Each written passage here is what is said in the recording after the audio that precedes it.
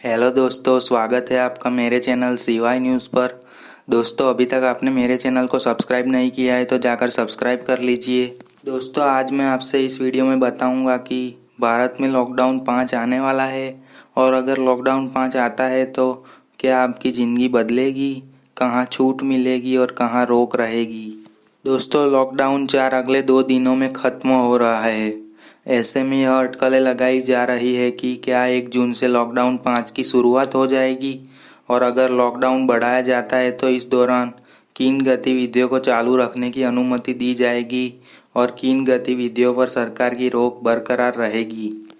देश में कोरोना के मामलों की बढ़ती संख्या देखकर अनुमान लगाया जा रहा है कि लॉकडाउन 5 के दौरान भी स्कूलों को खोलने और अंतर्राष्ट्रीय उड़ानों पर प्रतिबंध बरकरार रहेगा।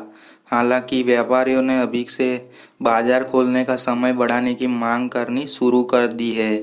और दोस्तों, इस बीच 31 मई को रविवार का दिन पड़ रहा है और माना जा रहा है कि प्रधानमंत्री नरेंद्र मोदी इस दिन अपने मन की बात कार्यक्रम में इससे संबंधित विषय को उठाकर जनता को संबोधित कर सकते हैं।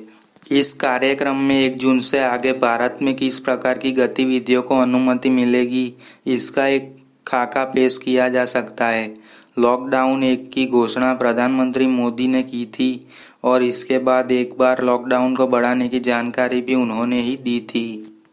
दोस्तों, 25 मार्च से देश में पहला लॉकडाउन घोषित किया गया था।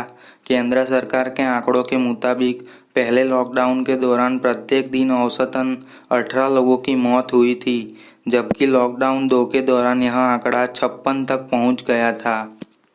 लॉकडाउन 3 में यह आंकड़ा 106 तक पहुंच गया था।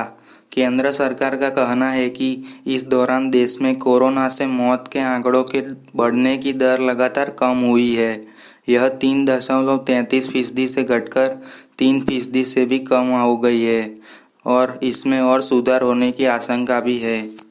लॉकडाउन 1 के दौरान प्रतिदिन औसतन 520 नए मामले आ रहे थे, जबकि लॉकडाउन 2 के दौरान यह आंकड़ा 1647 तक पहुंच गया था। लॉकडाउन 3 में यह आंकड़ा 3501 तक पहुंच गया।